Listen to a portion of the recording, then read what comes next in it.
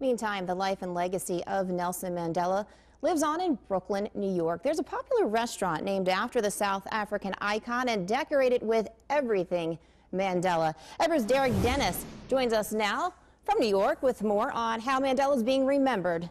Derricke, I guess it was pretty busy there today. Oh, very much so. You know, New Yorkers remember well Nelson Mandela for his visit here to the city in 1990. He came here to the Apollo Theater, which is remembering him on its marquee. But there's another place in New York that is remembering the life and legacy of Nelson Mandela as well.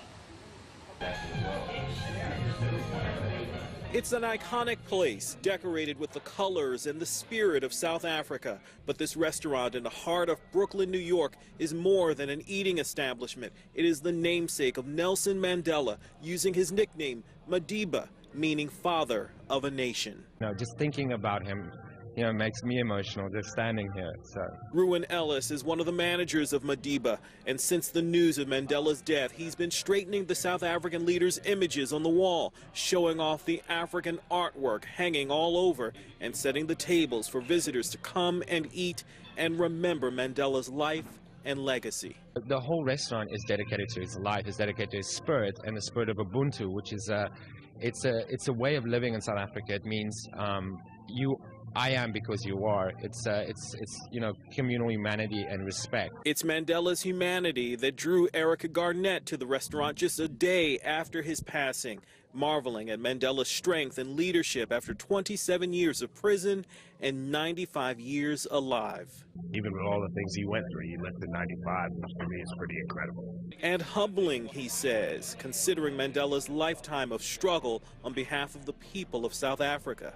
Extraordinary man with an incredibly interesting life story. Inspirational, incredibly strong. Mandela touched Americans of all walks of life. Many remember his visit to New York in June of 1990, his love for South Africa, his years behind bars, his fight for the end of apartheid. I remember when he was in jail. I remember the struggles of his career, and I think for all of us it proves that a nonviolent peace is very possible, and I think that he's a hero that we probably won't see again in a really long time. If ever. But the legacy of Nelson Mandela lives on.